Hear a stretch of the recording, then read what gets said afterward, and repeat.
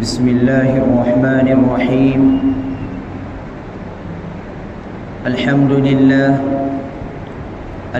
لله نحمده ونستعينه ونستغفره ونؤمن به ونتوكل عليه ونعوذ بالله من شرور أنفسنا ومن سيئات أعمالنا. من يهده الله فلا مضل له ومن يضلله فلا هادي له. ونشهد أن لا إله إلا الله وحده لا شريك له. ونشهد أن سيدنا وسندنا ونبينا ومولانا محمدا عبده ورسوله صلى الله عليه وعلى آله وأصحابه وأزواجه وذرياته وسلم تسليما كثيرا كثيرا. أما بعد، أعوذ بالله من الشيطان الرجيم. بسم الله الرحمن الرحيم. إن عدة الشهور عند الله 12 شهرا في كتاب الله يوم خلق السماوات والأرض منها 4 حرم. صدق الله العلي العظيم وصدق رسوله النبي الكريم. عزیزان محترم، ذی قعدہ کا مہینہ شروع ہو چکا ہے. یہ مہینہ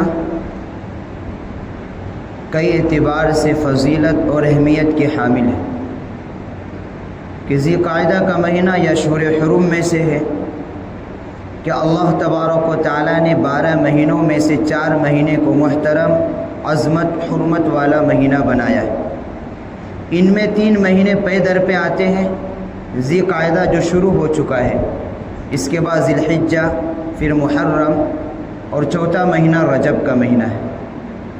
12 مہینوں میں سے 4 مہینے اللہ تبارک و تعالیٰ کے نزدیک بہت ہی عظمت اور حرمت والے ہیں. خطبے میں جس آیت مبارکہ کی تلاوت کی گئی، اس میں یہی اللہ تبارک و تعالیٰ ارشاد فرماتے ہیں کہ ان 12 مہینوں میں سے 4 مہینے محترم ہے، حرمت والی. اس کا مطلب یہ ہے، اور ایسا بھی نہیں ہے کہ ان 4 مہینوں کے احترام نبی کریم علیہ السلام کی دنیا میں تشریف آوری کے بعد سے اس کا احترام کیا جا رہا ہو، نہیں، بلکہ دور جاہلیت سے ہر زمانے میں لوگ ان مہینوں کا احترام کرتے تھے. لیکن مفسرین فرماتے ہیں لیکن ان میں یہ تجاوز یہ تھا کہ ان میں اپنی طرف سے کچھ زیادتی کمی بیشی کر لیا کرتے تھے. ان مہینوں کے اندر اللہ کی نافرمانی کرنا یوں تو ہر وقت برا ہے، گناہ ہے. اللہ کی غضب کو، اس کی ناراضگی کو دعوت دینا ہے. لیکن ان مہینوں کے اندر اللہ کی نافرمانیاں کرنا، لڑائی جھگڑے کرنا یا کسی قسم کی برائی میں ملوث ہونا زیادہ برا ہے. یہ اللہ کی عادت ہے کہ جب جس چیز کی، جس مہینے کی، جس دن کی رات کی فضیلت ہوتی ہے، اس میں عبادت کرنے کا ثواب بڑھ جاتا ہے، تو ان ایام میں، ان مہینوں میں، اس رات اور اس گھڑی میں اللہ کی نافرمانی کرنے کا عذاب بھی دوسرے دنوں اور دوسرے مہینوں کے بنسبت زیادہ ہوتا ہے. یہ اللہ کی عادت ہے، اس کا قانون ہے. یہ ذی قعدہ کا مہینہ، یہ 4 مہینے کے اشہر حرم میں سے پہلا مہینہ ہے. اس مہینے کی عظمت سے، اس کی حرمت سے، اس کی فضیلت سے تقریباً اکثر مسلمان ناواقف ہے. بہت سے مسلمانوں کو تو علم ہی نہیں رہتا. دوسری فضیلت اس مہینے کی یہ ہے کہ یہ اشہر حج میں سے بھی ہے کہ جو اللہ تبارک و تعالیٰ نے قرآن پاک میں بھی اس کا ذکر فرمایا ہے، الحج اشہر معلومات. یہاں تو مطلق حکم ہے، لیکن حدیث شریف کے اندر اس کی تعین آ گئی. وہ کون سے مہینے؟ پہلا مہینہ جو گزر گیا شوال کا، دوسرا مہینہ یہ ذی قعدہ کا، اور پھر تیسرا مہینہ ذی الحجہ کی 10ویں تاریخ تھی. اور اس مہینے کے اندر زمانے جاہلیت میں بھی لوگ اس مہینے کا احترام کرتے تھے، لڑائی جھگڑے نہیں کرتے تھے، اللہ کی نافرمانی سے اپنے آپ کو بچاتے تھے. لیکن ان میں یہ زیادتی وہی لوگ کیا کرتے تھے کہ چونکہ عربوں کے اندر یہ صفت ہے ان کے اندر کہ جب کسی قبیلے میں لڑائی چھڑتی تھی تو 1-2 مہینے نہیں، نسلوں تک چلتی تھی. تو کیا مفسرین نے یہاں تفسیر کی ہے کہ جب وہ لڑائی کرتے کرتے اگر ان 4 مہینوں میں سے کوئی مہینہ آ جاتا تھا تو اپنی طرف سے یہ مشورہ کر کے کر لیتے تھے، چونکہ لڑائی اب شباب پر ہے اس لیے ہم اس کو اشہر حرم میں سے نہیں بلکہ دوسرا مہینہ مان لیتے ہیں. جب ہماری لڑائی ختم ہو جائے گی تو پھر ہم جو اس کو حرمت والے مہینے بڑھیں. تو اللہ تبارک و تعالی نے اس فعل کو غلط قرار دیا اور اللہ نے کہہ دیا ہے ان عدت الشہور عند اللہ 12 شہرا فی کتاب اللہ یوم خلق السماوات والارض منها 4 حرم ذلك الدین القیم. تمہارے آگے پیچھے کرنے کی وجہ سے ان مہینوں میں کوئی تبدیلی نہیں آئے گی. یہ اللہ کے نزدیک اسی وقت اس مہینوں کی ترتیب بنا دی گئی تھی کہ جب اللہ تبارک و تعالیٰ نے زمین و آسمان کو بنایا. لیکن اگر آپ غور کریں گے تو بظاہر کوئی فرق نظر نہیں آتا کہ جس طریقے سے اور مہینوں کے اندر وقت پر سورج نکلتا ہے وقت پر جا کر غروب ہو جاتا ہے، اسی طریقے اس مہینوں میں بھی وقت پر سورج نکلتا ہے وقت پر جا کر غروب نکلتا ہے. رات آتی ہے پھر رات چلی جاتی ہے، دن نکلتا ہے، بظاہر کوئی فرق نظر نہیں آتا. لیکن بات پھر وہی ہے کہ جس چیز کی نسبت، جس مکان کی نسبت، جس مہینے کی نسبت، جس دن کی نسبت، جس رات کی نسبت جب اللہ اپنی طرف کر لیتے ہیں پھر اس دن کے اندر، اس مہینے کے اندر، اس رات کے اندر، اس مکان کے اندر فضیلت بڑھ جاتی ہے. اب کعبہ کو دیکھ لیجئے کہ بظاہر وہ ایک پتھر کی بنی ہوئی عمارت ہے، دنیا کے اندر اس سے خوبصورت عمارتیں ہیں، کعبہ پر کوئی نقش و نگار نہیں، بظاہر وہ پتھر کا بنی ہوئی ایک عمارت ہے اور خوبصورتی کے اعتبار سے دنیا کے اندر آپ کو بے شمار ایسی بلڈنگیں ملیں گی. لیکن چونکہ اس گھر کی نسبت اللہ نے اپنی طرف کی کر دی ہے کہ میرا گھر ہے، جس کی وجہ سے مسلمانوں کے دلوں کے اندر جو اس کعبہ کی جو عظمت ہے، اس کی طرف جو کشش ہے، اس کے سامنے دنیا کی خوبصورت سے خوبصورت عمارت کی کوئی حیثیت نہیں، کوئی قدر نہیں. کیوں؟ وہ اسی لیے کہ اس گھر کی نسبت اللہ نے اپنی طرف کی کہ یہ میرا گھر ہے.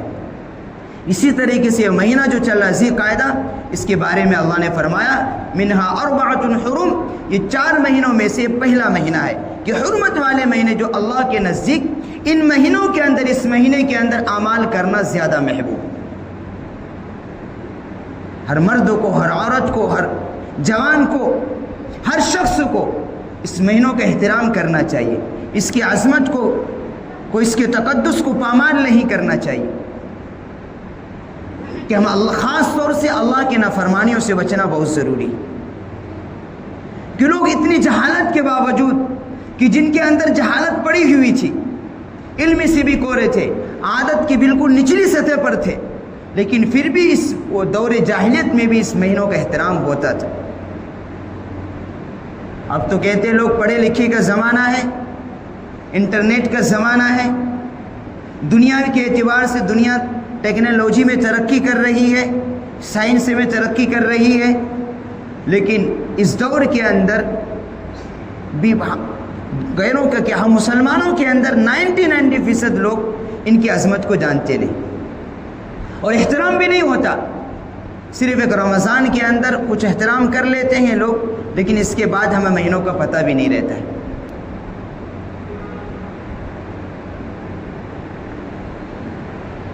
انگریزی مہینے لوگوں کو یاد رہتے ہیں، چھوٹے چھوٹے بچے کو پوچھ لو پورا ایک سانس میں سنا دیتے ہیں، لیکن اسے وہی کو عربی کا مہینہ سناؤ تو پھر آگے پیچھے کر دے. جو عربی میں بچے پڑھنے آتے ہیں ان کو تو یاد کرایا جاتا ہے، لیکن چونکہ رواج ہمارا بھی ذہن مسلمانوں کا بنتا کیا جا رہا ہے، جو انگریزوں سے جو چلایا ہوا طریقہ ہے وہ سب لے رہے، جس کی وجہ سے دین سے اور عربی تعلیم سے لوگ دور ہوتے چلے جا رہے. تو جہاں ہم انگریزی مہینہ یاد رکھتے ہیں تو ہمارا جو چاند کے حساب سے مہینہ بنا ہو اس کو بھی یاد رکھنا چاہیے، اور اس میں برکت بھی ہے. تو بات چل رہی تھی کہ یہ جو مہینہ ہے یہ مہینہ عظمت اور حکمت والے مہینے ہیں، اس کی ہمیں قدر کرنی چاہیے، اس کے اندر اللہ کی نافرمانیوں سے اپنے آپ کو بچانا بہت ضروری. ایک روایت حضرت عباس رضی اللہ عنہ کی، وہ اس مہینوں کے اندر روزے بھی رکھا کرتے تھے. اور کہتے یہ تھے کہ چونکہ یہ مہینہ اشہر حرم میں سے ہے، اللہ تبارک و تعالیٰ کو اس مہینے کے اندر، ان 4 مہینوں کے اندر اللہ کو عمل کرنا بہت پسند ہے، تو میں چاہتا ہوں کہ ہمارے اعمال زیادہ زیادہ اللہ کے نزدیک اچھے اعمال کی صورت میں جائے۔ انسان سب سے پہلی بات یہ ہے کہ اپنے آپ کو نافرمانی سے بچائے، اچھے اعمال چاہے کم کرے، لیکن اگر گناہوں سے بچے گا تو انشاءاللہ وہ اللہ تبارک و تعالیٰ کی رحمت کا، اس کے انعام کا مستحق ہوگا۔ اور اگر اپنے آپ کو نافرمانیوں سے نہیں بچاتا ہے اور ان بابرکت مہینوں کی عظمت کو، حرمت کو پامال کرتا ہے، تو پھر ظاہر سی بات ہے وہ اللہ تبارک و تعالیٰ کی طرف سے ملنے والے انعامات سے بھی محروم ہوگا۔ یہ مہینہ جہاں اشہر حج میں سے ہیں، وہاں اشہر حرم میں سے حج کے بارے میں انشاءاللہ آنے والے جمعے میں بات کریں گے کہ حج جو اسلام کے 5 بنیادی ارکان میں سے ایک اہم رکن ہے، اور الحمدللہ حجاج کرام اکثر جن کا جانے کا طے ہو چکا ہے، وہ تمام کی تمام لوگ اسی مہینے کے اندر آخر تک چلے جاتے ہیں۔ اکثر کی فلائٹ اسی مہینے میں کسی نہ کسی تاریخ میں ان کو مل جاتی ہے، اور اگر کچھ بچتے بھی ہیں تو پھر ذی الحجہ میں جاتے ہیں۔ عام طور پر ذی قعدہ کے آخر تک ان کو جانا ہوتا ہے۔ تو یہ اللہ تبارک و تعالیٰ کا یہ نظام رہا ہے کہ جب بھی وہ کسی بندے کو انعام دینا چاہتا ہے تو اسے پہلے آزماتا ہے۔ اس وقت کا مسلمان پوری دنیا کے اندر ایک انعام اور ایک آزمائش میں گھرا ہوا ہے۔ خود ہم جس ملک کے اندر رہ رہے ہیں، ہمارے اوپر خود کتنے آزمائشیں ہیں۔ یہ اللہ کی عادت بھی ہے کہ جب کوئی بڑا انعام ملنا ہوتا ہے، جب کسی کو عزت بھی دینا چاہتا ہے، تو پہلے اس سے اللہ آزماتے ہیں، اور اللہ چونکہ حکیم ہے وہ مختلف طریقوں سے آزماتا ہے۔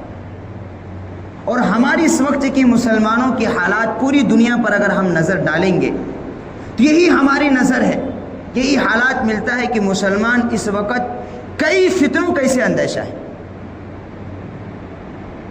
آج خود ہمارے ملک کے اندر ہماری لاکھوں مساجد، لاکھوں مدارس سب خطرے میں۔ بیک وقت 20 مدرسوں پر اور کئی مسجدوں پر بلڈوزر چلائے گئے ایک رات کے اندر۔ یہ ایک مسلمانوں کے لیے اس سے بڑی تکلیف کی بات کیا ہو سکتی کہ ہم جیتے جاتے یہ خبر سن رہے ہیں کہ اللہ کے گھروں کو ہماری آنکھوں کے سامنے اس پر بلڈوزر چلایا جا رہا ہے۔ یہ ہماری ایمانی غیرت کو جھنجھوڑ رہی ہے یہ چیزیں۔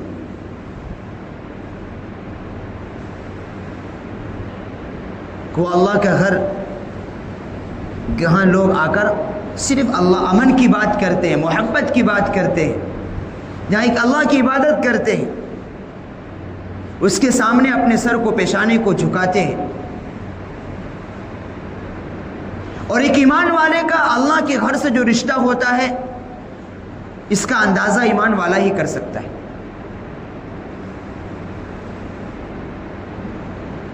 اور جتنی بھی چیزیں ہیں، ہماری جو تشخص ہے، امتیازی جو شان ہے مسلمانوں کی، ان سب چیزوں پر خطرات منڈلا رہے ہیں۔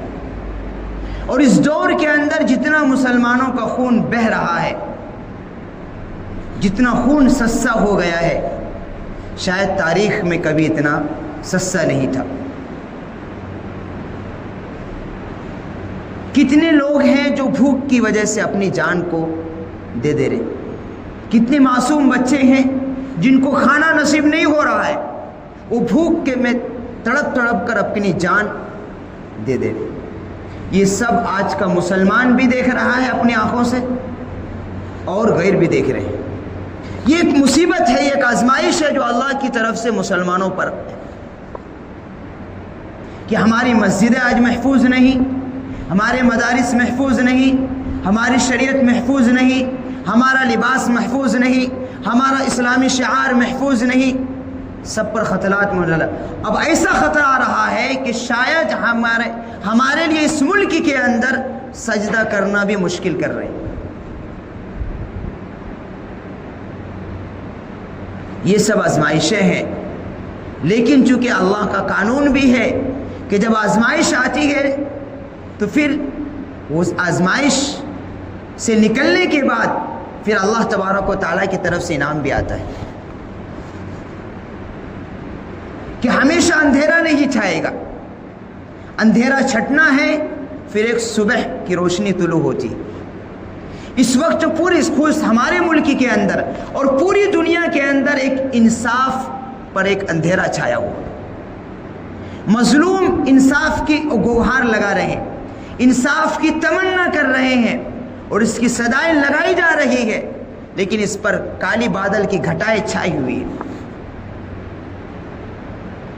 لوگ پریشانی کے شکار ہیں اور ایک عجیب اضطراب کی عالم ہے پورے ملک کے اندر اور پوری دنیا کے اندر کہ اس ماحول میں کرنا کیا ہے. لیکن اگر ہم قرآن اور حدیث کی روشنی میں ان حالات کو دیکھا جائے تو یہ مسلمانوں کی بدعمالیوں کا نتیجہ ہے کہ مسلمان ان حالات سے سبق نہ لینے کے باوجود اور ان حالات کو دیکھ کر اپنے آپ کو آخرت کی فکر کی طرف، آخرت کی تیاری کی طرف اگر وہ راغب نہیں ہوتا ہے، پھر اب اللہ کا کون سا کوڑا چلے گا نہیں معلوم. کہ آج دوسرے کے گھروں پر بلڈوز چلائے جا رہے ہیں، دوسری جگہوں کی مساجد کو مسمار کیا جا رہا ہے. کوئی وقت دور نہیں اللہ سب کی حفاظت فرمائے. اگر وہی حادثہ اگر ہمارے ساتھ ہو جائے، ہمارے محلے کی مسجد کے ساتھ ہو جائے، تو پھر اس وقت ہم کیا کریں گے؟ آج ہم کہیں کی خبر سن رہے ہیں، کہیں کا نیوز ہمیں مل جاتا ہے. اگر ایک منٹ کے لیے اگر اس کو سوچا جائے کہ اگر وہی حادثہ، وہی تکلیف اگر بذات خود ہماری ذات پر آئے گا تو ہم کیا اس تکلیف کا ہم کیا احساس کر سکتے ہیں؟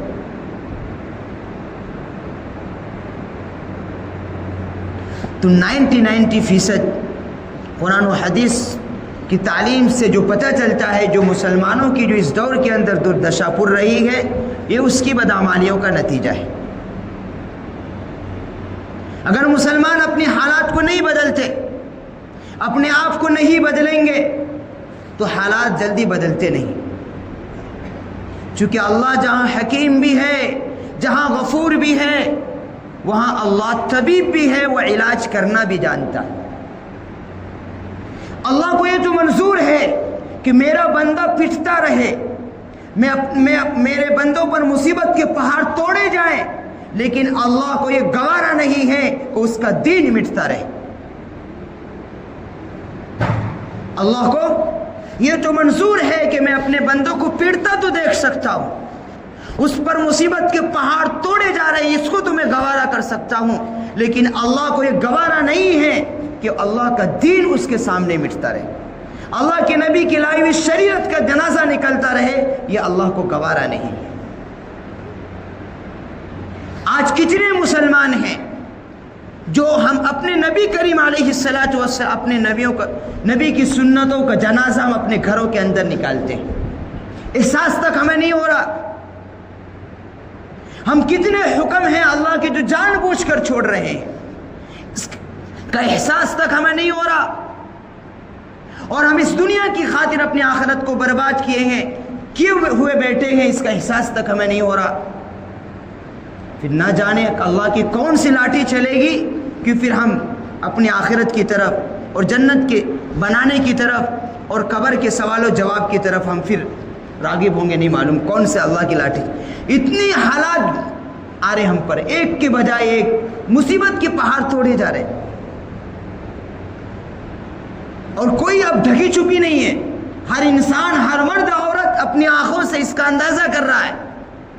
نہ ہماری عزت محفوظ ہے، نہ ہماری مسجدیں محفوظ ہیں، نہ ہماری کوئی عبادت، یہاں تک قبرستان تک محفوظ نہیں ہے. عبادت کوئی چیز اب محفوظ نہیں ہے.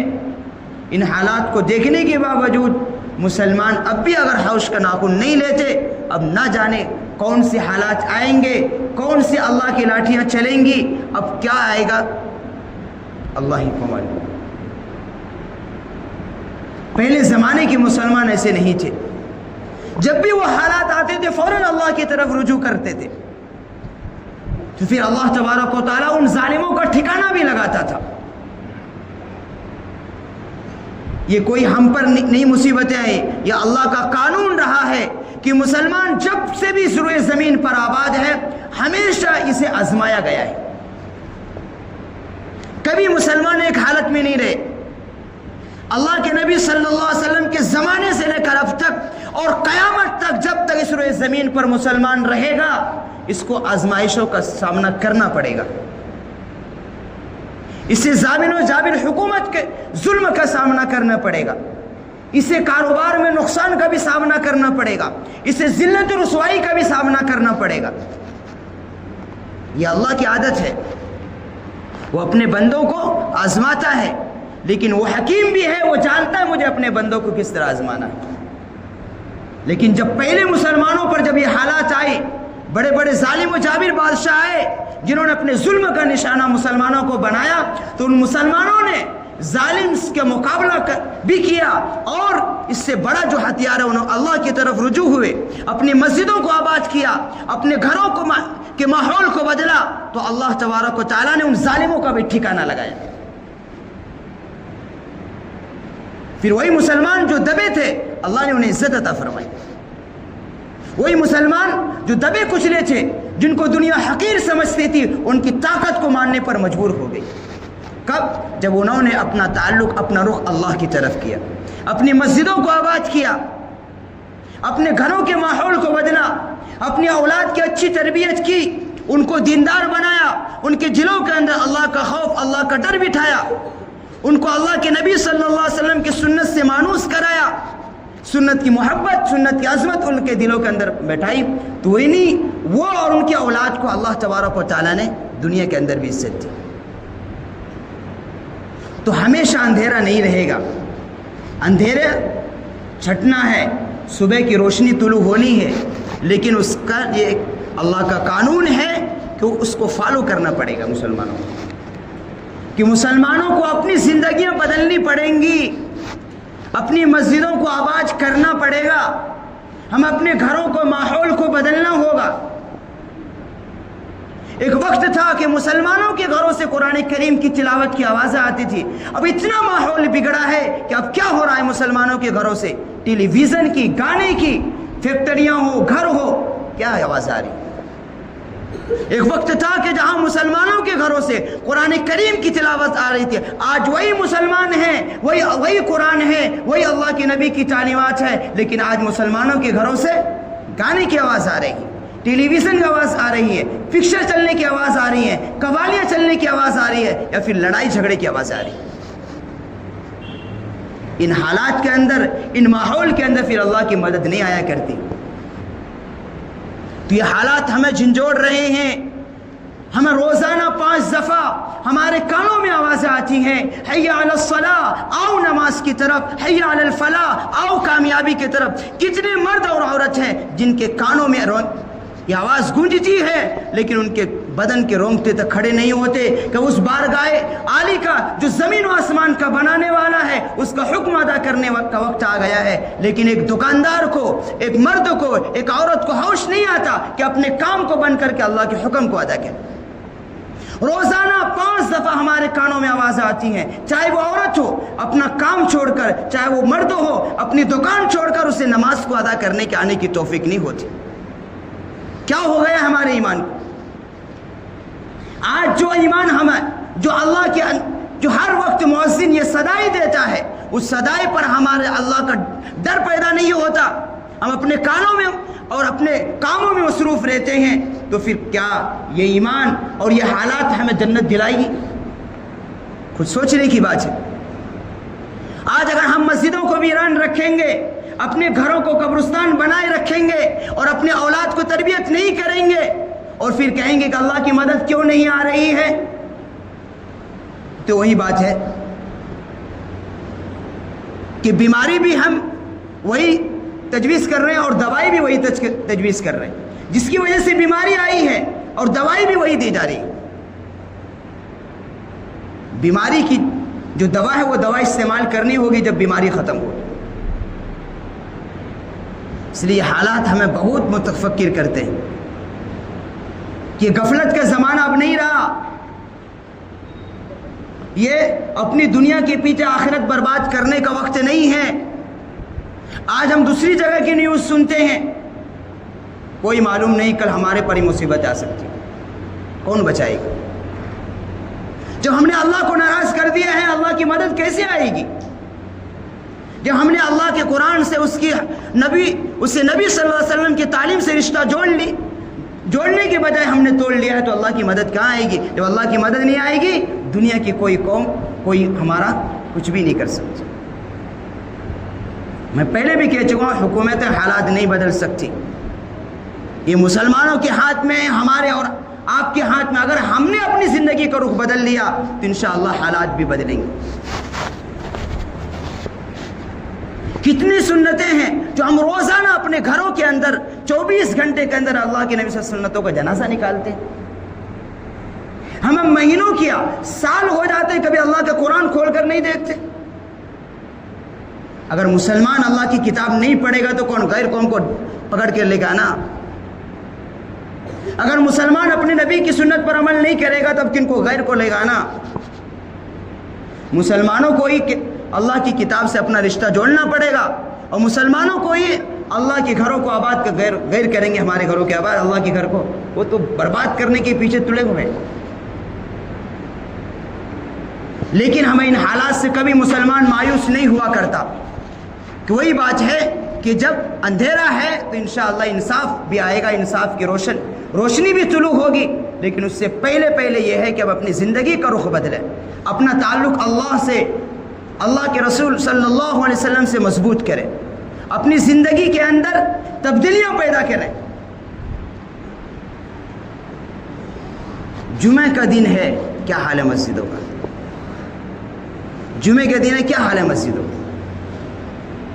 اب کس سے شکوہ کریں, کیا کریں؟ افسوس ہوتا ہے اسے ماحول دیکھ کر. تو اللہ کے عذاب سے ڈرنا چاہیے. اگر اللہ کا خوف دلوں کے اندر نہیں ہے تو اس کا عذاب اور اس کے انجام بڑا سخت ہے. اللہ حفاظت فرمائے ہم سب. یہ ماحول کو ہمیں اور آپ کو بدلنا ہوگا, اور جب تک ہم نہیں بدلیں گے تو ماحول جتنا بگڑتا چلا جائے گا اتنا ہی حالات خراب ہوتے چلے جائیں گے. لیکن اللہ ظالموں کو مہلت دیتا ہے. بہت سے مسلمانوں کے دلوں پر یہ شکوہ ہے کہ ظالم, کہ اللہ تبارک و تعالیٰ اتنی ظلم کرنے کے باوجود کیوں نہیں ان کو پکڑ رہا ہے. قرآن کہتا ہے فَمَهِّلِ الْكَافِرِينَ أَمْهِلْهُمْ رُوَيْدًا, کہ ظالموں کو جو اللہ تبارک و تعالیٰ نے مہلت دے رکھی ہے اس کو ہمیں مرغوب ہونے کی ضرورت نہیں. ہر ظالم کا ایک دن حساب ہوگا, ہر ظالم کا حساب ہونا ہے. کوئی نہیں بچے گا دنیا کے اندر. آپ نہیں دیکھ رہے وہی اسرائیل جس کو اپنی ٹیکنالوجی پر غرور تھا, آج پوری دنیا سے بھیک مانگ رہا ہے. 3 دن سے وہاں آگ لگی ہوئی ہے. اور کسی شاعر نے کیا کہا ہے, کتاب سادہ کب تک رہے گی, کبھی تو کتاب سادہ کب تک رہے گی. جنہوں نے دوسرے کی بستیاں اجاڑی ہے کبھی تو ان کا حساب ہوگا.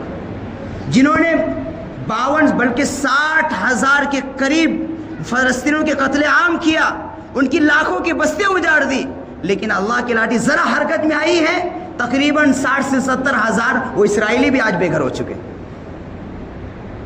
کتنے محلات کو, کتنے گاؤں کو ان کا اللہ تبارک و تعالیٰ کی طرف سے چھوٹی سی آگ بھیجی ہوئی, جو عذاب ہی ہم کہیں گے کہ اللہ نے ان کی کتنے گاؤں کو اجاڑ دیا.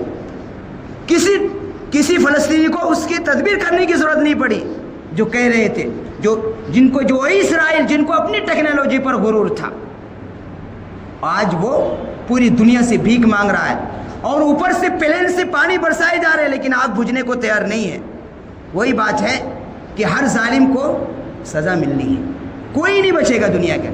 اگر مسلمان بھی ظلم کا راستہ اختیار کرے گا تو وہ بھی نہیں بچے گا, اور اگر غیر قوم ہے تو وہ بھی نہیں بچے گا. اللہ چونکہ مہلت دیتا ہے, وہ غفور بھی ہے, لیکن حساب ایک دن سب کا ہوگا. کیا خوب کہا ہے کہ جنہوں نے دوسروں کی بستیاں اجاڑ ڈالی کبھی تو ان کا حساب ہوگا.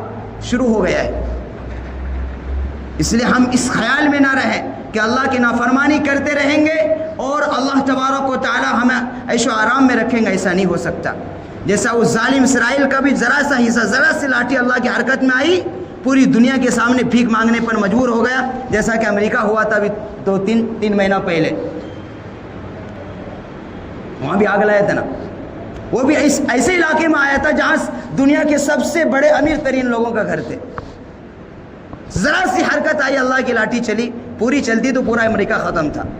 اسی طرح اسرائیل کے اندر ذرا سی لاٹھی اللہ کی حرکت میں آئی ہے، لیکن وہ دنیا کے سامنے ہاتھ پھیلانے پر موجود، لیکن جو لوگ ان ظالموں کا مدد کر رہے ہیں اللہ ان کا بھی حساب کرے گا۔ تاخیر ہو سکتی لیکن اللہ ان کا بھی حساب، ان فلسطینیوں کے بس جنہوں کی لاکھوں کی بستیاں گجاڑ دی، ان کو بے گھر اس وقت نظر نہیں آیا، آج یہ بے گھر ہو رہے ہیں تو آج ان کو نظر آنے لگے۔ وہ معصوم بچے جو تڑپ کر اپنی ماں کی گود میں جان دے رہے تھے اس وقت ان کو نظر نہیں آ رہا تھا، آج یہ بے گھر ہو گئے تو چلا رہے۔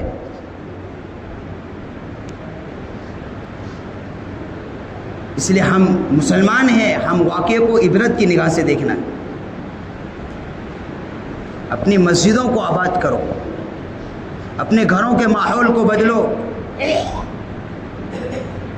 اور اپنی آنے والی نسلوں کے اندر دین کو داخل کرو۔ اس کے بغیر ہماری دنیا کے اندر کوئی چارہ نہیں ہے، اور نہ آخرت میں اس کے بغیر کامیابی ملے گی۔ اس لیے مسجدوں کو ہم آباد کریں، اپنے گھروں کے ماحول کو بدلیے، اپنے بچوں کو دینداری کی طرف لانا ہے، دنیا داری کی طرف نہیں کہ آدمی 2-4 بچے پیدا کر لینا، اس کی پرورش کر لینا۔ کسی عالم نے بڑی سخت الفاظ ہے لیکن صحیح بات ہے کہ آدمی یہ کام جانور بھی ایک چوٹی بھی کرتی ہے۔ یہ ایک بکری کو آپ دیکھیے، بعض بکری جو 4 بچے دیتی ہے وہ پرورش کر لیتی ہے، تو اگر مسلمان بھی صرف اتنا کہ بچے پیدا کر لیے، اس کی پرورش کر لی اور اس کو دیندار نہیں بنایا تو یہ تو اس کو اور جانور میں کوئی فرق نہیں۔ بچے کو کام کے قابل بنا دینا یہ کوئی کمال نہیں ہے، دکان چلانے کے قابل یا فیکٹریاں چلانے کے قابل یا کسی ہنر کے قابل بنا دینا کوئی کمال نہیں ہے۔ اس کو دیندار بنانا یہ کمال ہے، اس کو نمازی بنانا یہ کمال ہے۔ یہ تو بغیر سیکھے کر لیتے ہیں لوگ، ذرا بھی تڑپ آئی اپنے آپ کر لیتے، جب ذمہ داری آئے گی تو اپنے آپ اسے کچھ نہ کچھ کرنا ہی کرنا ہے۔ لیکن ایک ماں باپ کی ذمہ داری ہے کہ اپنے اولاد کو دیندار بنائے، تو ہمیں بھی بننا ہے اور اپنی اولاد کو بھی بنانا ہے، اپنے گھروں